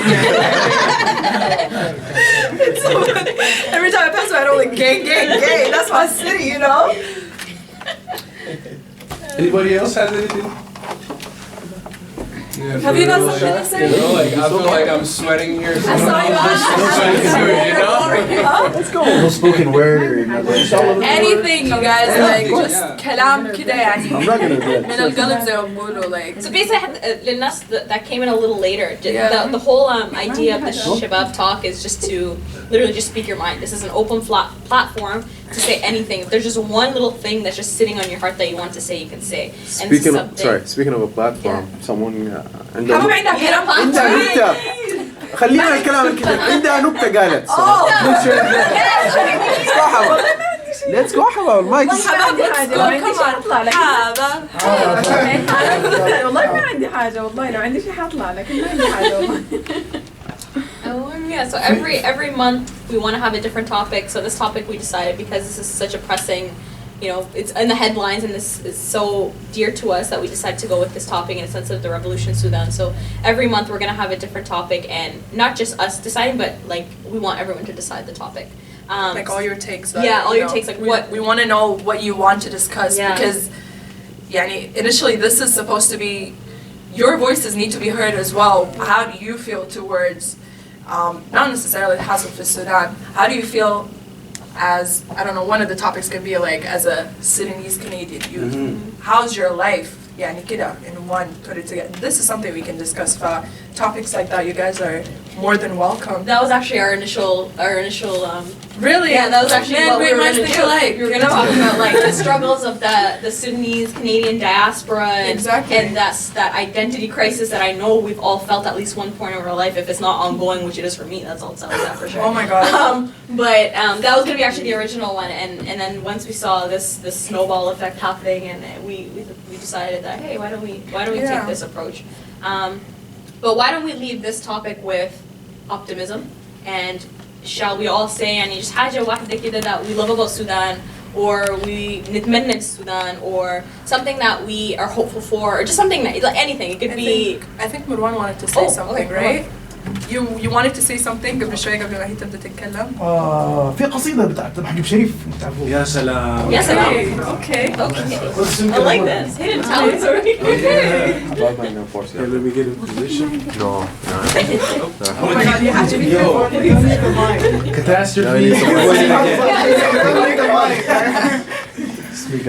قصيدة جميلة جدا اسمها حنبنيه بنحلم به يوماتي وطن شامخ وطن عاتي وطن خير ديمقراطي وطن مالك زمان نوره متوهج لهب جموره وطن غالي نجومه تلالي في العالي مكان الفرد يتقدم قياداتنا الجماعية مكان السجن مستشفى مكان المنفى كلية مكان الأسرة وردية مكان الحسرة أغنية مكان الطلقة عصفورة تحلق حول نافورة تمازج شفع الروضة حنمنيه بنحلم به يوماتي وطن للسلم أجنحته ضد الحرب أسلحته عدد ما فوق ما تحته مدد الأرض محتلة سند للأيدي ملوية حنمنيه بنحلم به يوماتي وطن حدادي مدادي ما بنبنيه فرادي ولا بالضجة في الرادي ولا الخطب الحماسية وطن بالفيه نتساوى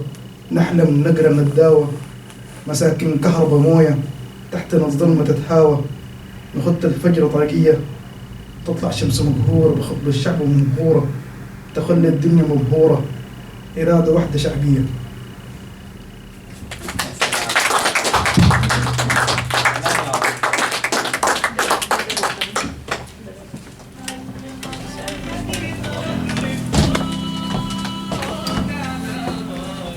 Please don't fall again. المشكلة إني never fall. Don't trip again. Catastrophe. On the same spot. أسيل نعم. الزولة دي نعملها الزول دي لما تقول لا معناتها لا. شوف انا ما خجلان ما We'll turn off the cameras ما عادي ما على الكاميرا. لا هي ما خجولة. هي ما خجولة هي بس يعني لما ما قالت إنها نكتة and then she backed up. حاب نكتة شنو؟ ديك اللي كنا there was a funny chant we made يوم Toronto protest. What was it? Man, there was a funny one.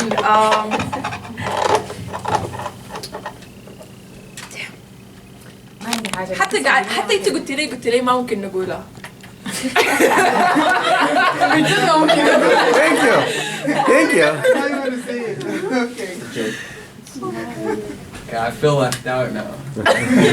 I laughed with you guys, but I don't know what the chant was, so I just kind of. It was so funny. It was like I can't say that. I don't know what it is. It had al-bashir, and it had. Nah, it's too عيب خلاص. It's too عيب. Oh God. I think the conclusion we came to is we all have love for our country. That's one, you know, and we're all willing to stand hand in hand to keep it our home and keep it like. You know, it's the motherland في النهاية. We're bound to go back eventually. حتى كان لإجازة. You know, we're bound to go back. And I know I wouldn't want to go to a place that's corrupt, destroyed. Like, it's like, it feels weird. Like when you come into a place, Tiji, with a lot of money in comparison to what people are dealing with in Iraq. You're living lavish, and then people around you are like struggling. I don't know if everybody feels the same way, but that's how I feel. I wouldn't feel comfortable. I wouldn't feel home. Simple, because it's not how it should be, and no matter how much you smile when you're at home. Exactly. You step outside and see everybody's and that's a point to keep in mind. إحنا we always go back to Sudan for what زي ما أحمد قال يقول لك أعراس شبشبة وما بعرف شنو. Sudan is always keeping us hyped and happy. Like we can't let it slip out of our hands like that. You know, we're gonna get it back, and the Aras are gonna continue. We're gonna have fun, and it's gonna, you know. حيكون إن شاء الله بإذن الله we're gonna get back the Sudan اللي بنسمع بيهم من جدودنا حبوباتنا, you know, all those stories that we hear about. We're gonna make it we're gonna say that to our grandkids, inshallah. Let's make it happen. Yeah, I think we should all be optimistic. There's absolutely pessimism is not going to do anything for us. It wouldn't do anyone nothing. You know, and unfortunately we've lived because we were all I feel like we were hopeless for a while, so everyone's just pessimistic. But now I feel like people are taking a different perspective of Sudan. People are hopeful again, I think. Yeah. And I think we need to take that and run with it for as long as we possibly can. Because it's such a beautiful country, such beautiful people, such beautiful culture, everything, and it's such a shame to let it go because of a corrupt regime. But that just goes to show what a regime can do to a people, and how facade can really psychologically, mentally, physically, you know, hinder the development of a country. Let's not let them let's not let them have that upper hand. Let's, you know, we'll do whatever we can. On our end, I feel like it's just continuing the spread of knowledge, educating people. Control the narrative. Control the narrative. That's a beautiful way of saying. Control the narrative. Let people know what's actually happening. Educate yourself. Just go and just learn. Just learn about. Just sit down with your parents. You don't need BBC. You don't need CNN. Just go sit down and just with think your parents, about your grandparents. Just what was it like Zaman? And just if you put two and two together in little historical events that happen, you come to realize, you're like, oh, that's why things are like that. That's why it's like that. You know, it's. All you need is just stories, and they'll give you the real facts because they lived through it, and they understand what's happening. They understand why it's come to the way it is. CNN's not going to do anything. Just go sit down with your mom. Mom is better than CNN, okay? If you get a chance with your حبوبة or جدو, that's even better, you know. ده حيدوكم you know, these are the OGs. ديل الناس اللي عارفين what's up for real, so. Yeah. And just think about it. إحنا كم وهم كم. Like they can't break us. They really can't, even if they tried. Yeah. And right now they're trying. So. Yeah, they're really trying, but. Well, look at us, we're here. Yeah. You know? We're here. We are. Guess we can play the video now. Yeah, so we'll play the video in full. And because there's like music in the back. It's really nice when you listen to it fully.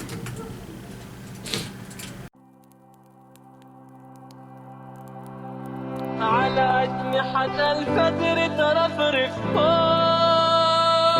أعنابك على أجنحة الفجر ترفرف فوق أعنابك من بيناتك بامك تطلع شمساتك من بيناتك بامك تطلع شمساتك يا شعب اللهبت ثوريتك يا شعب اللهبت ثوريتك انت تلقى مرادك والفينيتك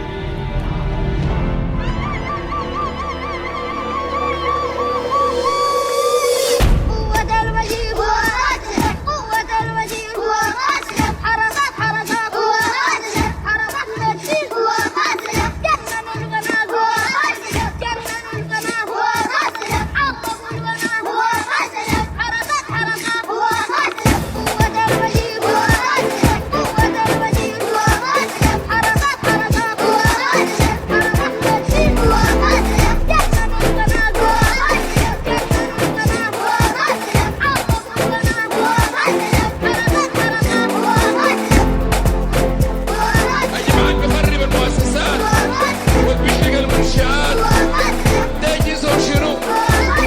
ده الخونة ده العملاء ده المرتزقة ما تدوم فرقة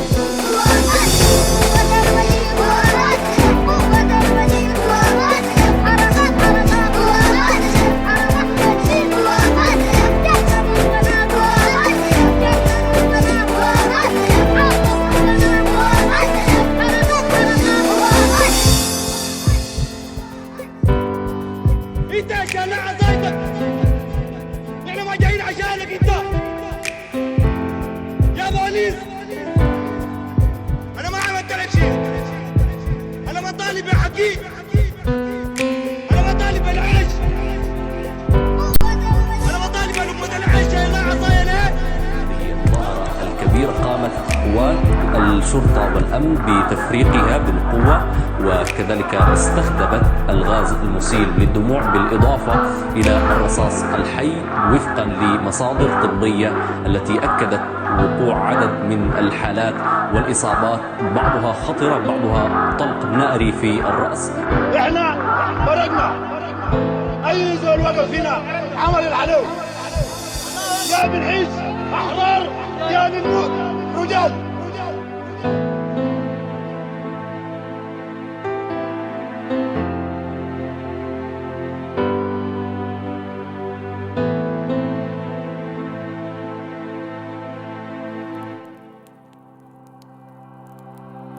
على أجنحة الفجر ترفرف فوق أعنابك على أجنحة الفجر ترفرف فوق أعنابك من بيناتك بامك تطلع شمساتك من بيناتك بامك تطلع شمساتك يا شعب اللهبت ثوريتك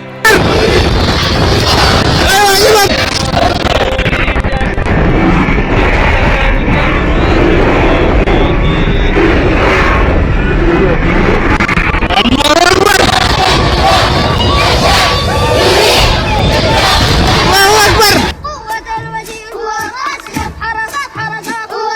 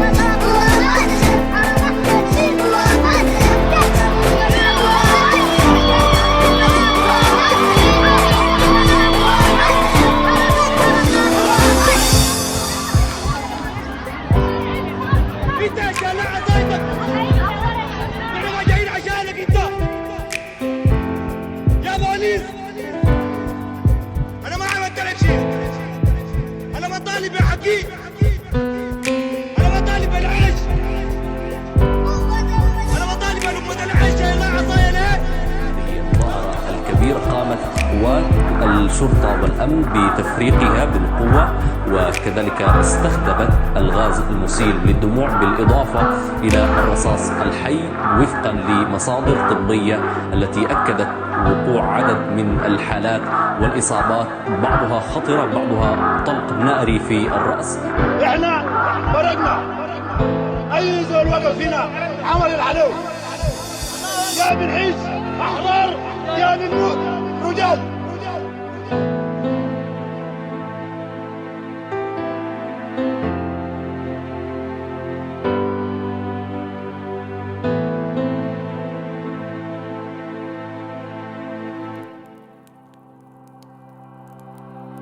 على أجنحة الفجر ترفرف فوق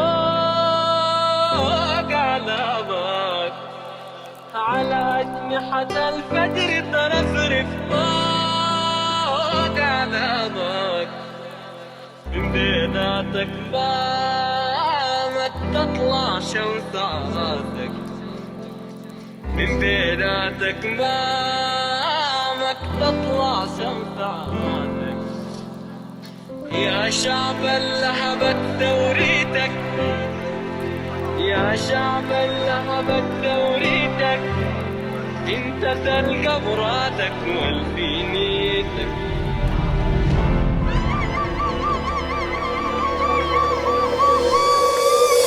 قوة البشير هو أسلم، قوة البشير هو أسلم، حركات حركات هو أسلم، حركات البشير هو أسلم، جنن القناة هو أسلم، جنن القناة هو أسلم، عظم القناة هو أسلم، حركات حركات هو أسلم، قوة البشير هو أسلم، قوة البشير هو أسلم، حركات حركات هو أسلم، حركات البشير هو أسلم، جنن القناة هو أسلم، جنن القناة هو أسلم، عظم القناة هو أسلم، حركات حركات هو أسلم. أجمعك بخرب المؤسسات وتبشق المنشآت، ده جزء شنو؟ ده الخونة، ده العملاء، ده المرتزقة، ما تدوم فرقة.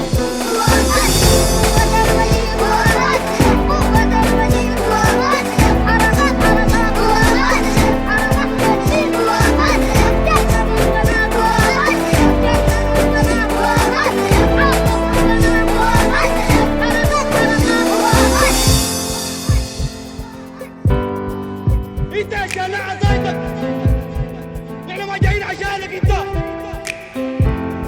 يا بوليس. انا ما عملت لك شيء، انا بطالب بحقي، انا بطالب بالعيش، انا بطالب لقمة العيش يا عصايا ليه. الكبيرة قامت قوات الشرطة والأمن بتفريقها بالقوة، وكذلك استخدمت الغاز المسيل للدموع بالإضافة إلى الرصاص الحي وفقا لمصادر طبية التي أكدت وقوع عدد من الحالات والإصابات، بعضها خطرة بعضها طلق ناري في الرأس. احنا فرقنا اي زول وقف هنا عمل العدو، يا بنعيش احرار يا بنموت رجال.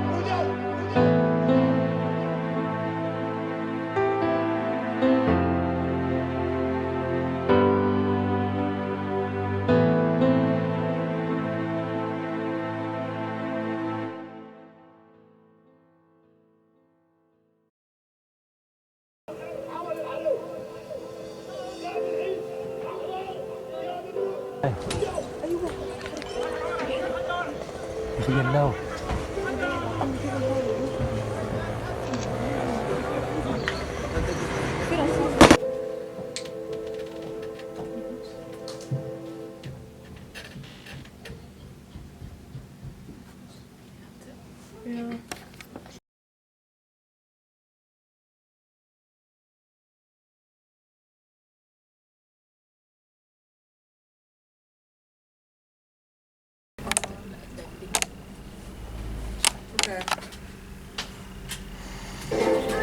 So yeah, basically الصورة دي, like we said earlier, كل الناس ديل ناس ضحوا بحياتهم for us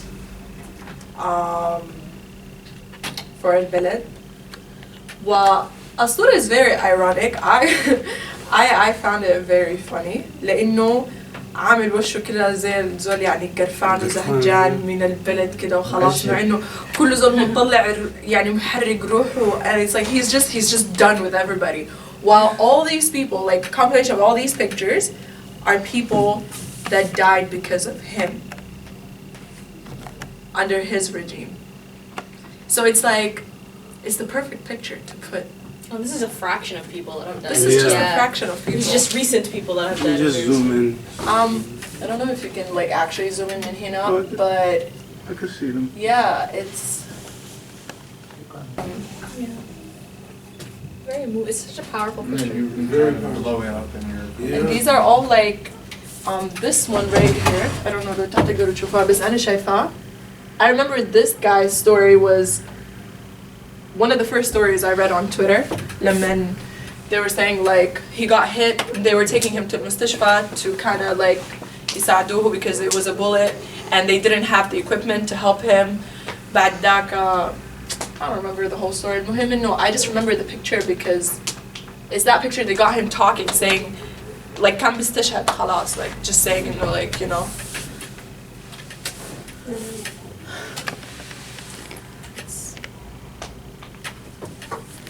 I don't want to use, you know, bad language or say stuff that I don't even Oh yeah. We were just saying earlier. It's like there must be something psychologically wrong with an individual if they don't have the capacity for rahma, for just the basic kindness, just basic understanding. I think it's just stupid. No, but they're stupid and then there's just inhumane, right? Like there are a lot of nice stupid people, right?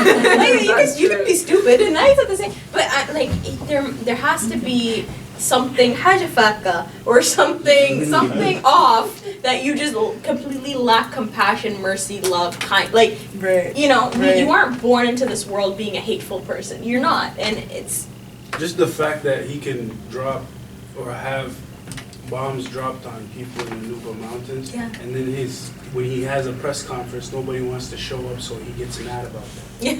That kind of shows you what kind of person he is. Like, that's what you're mad about, bro? He murdered, like, how many people? Oh, wait. He's so mad that he decided to go and throw tear gas in people's houses. Yeah. Oh, and in hospitals, because what? People are not listening to. He's so petty. He's so petty, right? Like, oh, my God, yeah. Like, I'm sorry, but the world does not revolve around you. And what's like, he thinks that it does. That's what I think. I think And like, خلاص, you made $9 billion. خلاص يا أخي اكسح. I guarantee you, if you just go chill. Ain't nobody gonna say nothing. No, we want you. I'm مرتاح. Go. Or he could keep the $9 billion if he doesn't like interfere. I'm positive this guy's cursed, bro. I think There's a reason why he's not walks is the supposed to walk have of kids. shame, bro. That lineage, somebody up there said that lineage cannot go on. Yeah. You know? It cannot go on. This guy is. He needs to end at this one. He needs to Yeah. end. Yeah. No, subhanallah, it's true. It's true. الزول ده متمسك بالسلطة لأنه ما عنده خيار تاني. ما عنده بالضبط كده. يعني زي ما ذكروا قبل هو عنده مكتوب للمحكمة الجنائية عرفت؟ هو حاليا كرئيس وعنده حصانة دبلوماسية تتنقل من دولة لدولة. بيكون حتى الدول بتكون خايفة إنه البشير يجي عرفت؟ لأنه ناس المحكمة الجنائية بيطالبوهم. يعني مثلا كان زي زيارته لجنوب أفريقيا جاكوب زوما حاليا ده من الأسباب اللي طلعوه برا الرئاسة انه كانوا البشير الجماعة سلموا لناس المحكمة الجنائية فهو عارف انه اذا نزل من الرئاسة خلاص خش السجن طوالي خلاص ولو ما خش السجن people aren't going to let him ما حيقدر يطلع برا السودان لانه حيتقبض اذا قعد في السودان الشعب السوداني كله خلاص ما حيمشي وين عشان كده هو حيتمسك بالسلطة لاخر نفس عارف All I'm gonna say 3 weeks ago he had a chance. Right now he got no chance. 3 weeks ago he could have gone out of it peacefully, but because we gave him the chance. Thank you. And then now a little heads up. This is what's gonna happen. Just let you know. Just to let you know. This is how it's gonna go down. we're pretty forgivable people. I mean, you know. لو اديناه فرصة حق الناس ده حيضيع. We really have Yeah, forgivable. yeah, fair. After all the stuff he done. No, as I said, 3 weeks ago, he had an option. Yeah. As of today, there is no way out for him. Yeah, I don't think. انت حتطلع ميت بس. Yeah. Either him or his regime or any of the bastards out there. You have to pay. Like, look at this picture here. They have to pay. Yeah, that's consequences. وديل الناس ديل بس الناس اللي ظهروا في الميديا في آلاف تانيين. Oh my God. 30 years, all these kids that didn't get education, all these people around Sudan, all this non-development. Imagine how Sudan would have been in these 30 years. Yeah. Look at Singapore. Look at Malaysia. Don't go way too far. Look at our neighbor. Ethiopia. The last 8 years. Don't go too far. Ethiopia, because I'm very proud of them. Why? They just have, which in our history as African people, this is not like a rarity. You know what I mean? But they just had their first, is it the first female president? Yeah. In Ethiopia? That's huge. Yeah. Like they deserve praise for that because at the end of the day, that's moving towards, you know what I mean, a more conscious type of government, you know, where there's equal opportunity for everybody. That's amazing in Africa right now. For an African country. Sorry, you didn't follow that. Ethiopia just had their first female president. What was that? Just not too long ago. They lost the Muslim guy. No, Abiy Ahmed, he's like, he's a prime minister. Oh, he's a prime prime minister. minister. Yeah, he's doing a lot of good stuff. I've been following him, and I saw this last how they are mistreated, the Ethiopians when they go outside trying to get their Oh yeah, their when bread they went and all out of on the that. streets. Yeah. So he issued this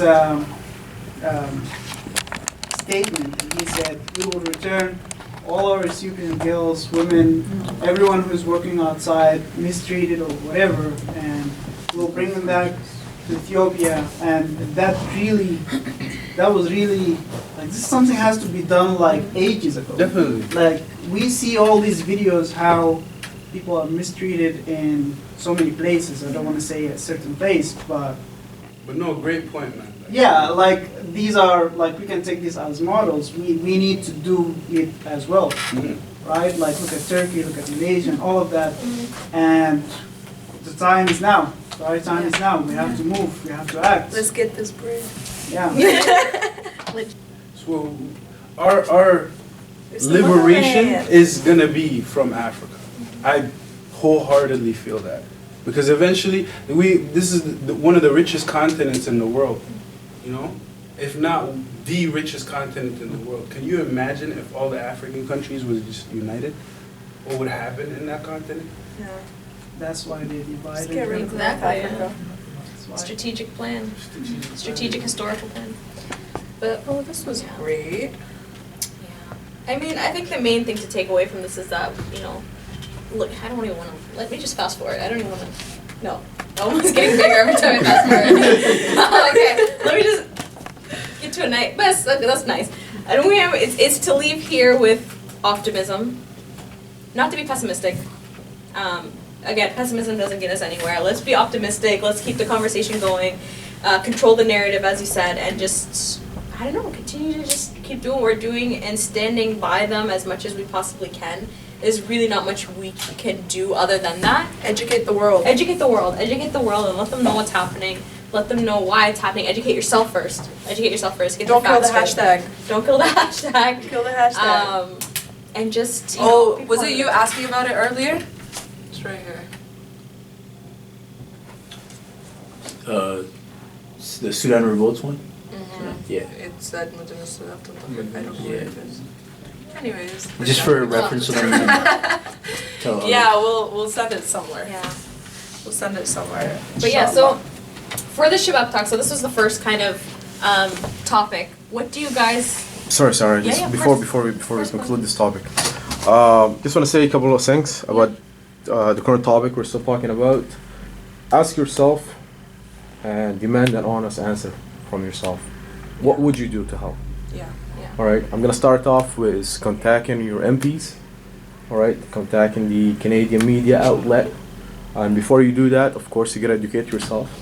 But your MPs would be your best options. We've created so many templates, letters. All right. Just bombard them, literally. I'm gonna start off with sending a physical letter, emails after emails, phone calls after phone calls. All right, that's your best options right now. We need to shed the lights on what's going on in Sudan from an outside world media outlets. Okay, and ask yourself, how could you help? I know we're Sudanese Canadian. All right, I do not want to say we got a foot up there and we got a foot here, but how could you help? I mean, we know for a fact and we truly trust this regime. It's in dying days per se. Okay, in any way, shape, or form, everyone is capable of helping. The issue is how and when and with what. Okay, so looking forward for everyone to answer that question, and collectively we'll come up as to help our people back home in Sudan.